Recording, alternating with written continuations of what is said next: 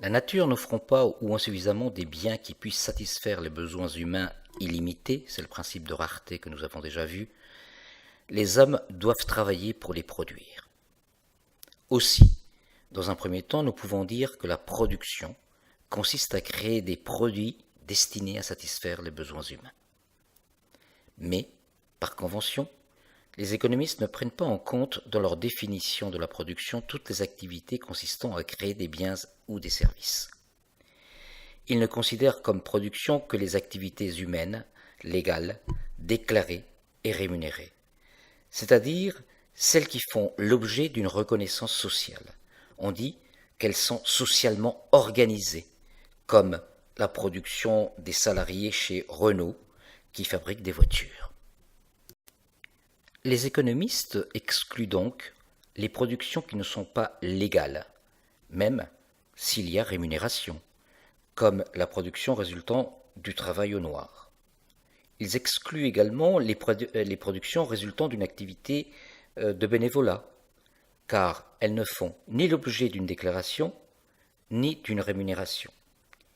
Ils excluent également les activités domestiques, comme par exemple faire chez soi la vaisselle, car elles ne sont pas déclarées ni rémunérées.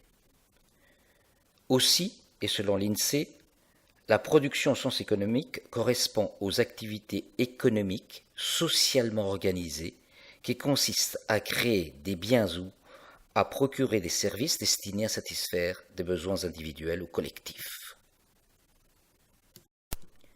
Ces produits sont distingués de différentes façons par les économistes. D'abord, ils peuvent être distingués par leur nature.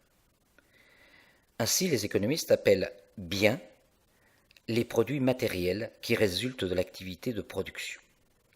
Ces biens matériels peuvent être stockés, comme le pain, les légumes, des tables, des moteurs, etc. Ils appellent services les produits immatériels qui résultent de l'activité de production. Par définition, ils ne peuvent pas être stockés.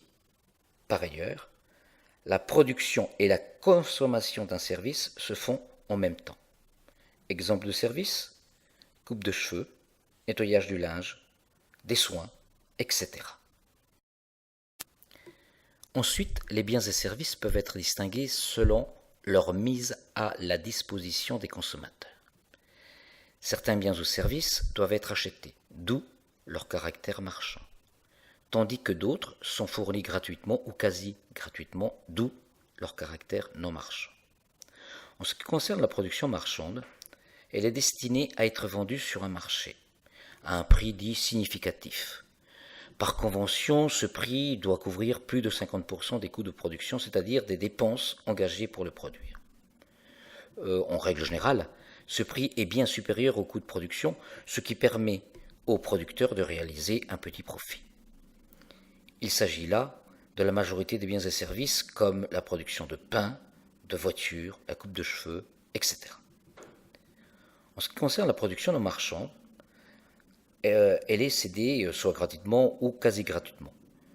Par convention, son prix est inférieur à 50% de son coût de production. Il est ainsi de l'éducation nationale, des transports scolaires, des piscines municipales, etc., etc. Enfin, les produits peuvent être distingués selon leur destination. Certains biens et services sont destinés à satisfaire directement les besoins humains, disons des consommateurs. On parle alors de produits de consommation. D'autres contribuent à la production d'autres produits. On parle alors de produits de production. À ce niveau, les économistes distinguent, d'une part, les biens et services de productions intermédiaires, les consommations intermédiaires, qui entrent dans la fabrication d'autres biens ou services et qui sont transformés ou détruits lors du processus de production. Il s'agit par exemple des matières premières, des produits semi-finis, du transport, etc. D'autre part, il distingue les biens et services de production d'investissement, dit aussi biens d'équipement, qui sont utilisés pendant plusieurs cycles de production. Il s'agit par exemple des locaux, des machines, de la publicité, etc. Dans nos sociétés modernes, ces produits sont créés dans les entreprises, mais pas seulement.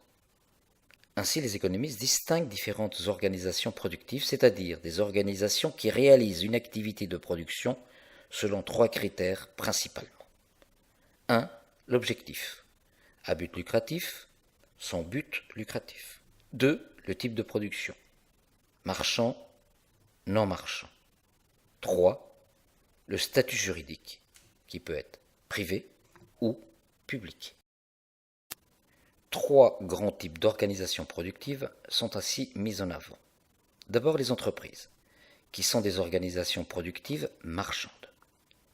Les entreprises peuvent être privées ou publiques. Elles sont principalement à but lucratif, mais certaines sont à but non lucratif, comme les coopératives ou les mutuelles. Ensuite, les administrations, qui sont des organisations productives publiques, c'est-à-dire qui dépendent de l'État, et qui sont à but non lucratif. Leur fonction principale est de fournir des services non marchands. Enfin, les associations, qui sont des organisations productives privées à but non lucratif. Les associations peuvent être marchandes, elles sont dans ce cas des entreprises, ou non marchandes, exemple des Restos du Cœur.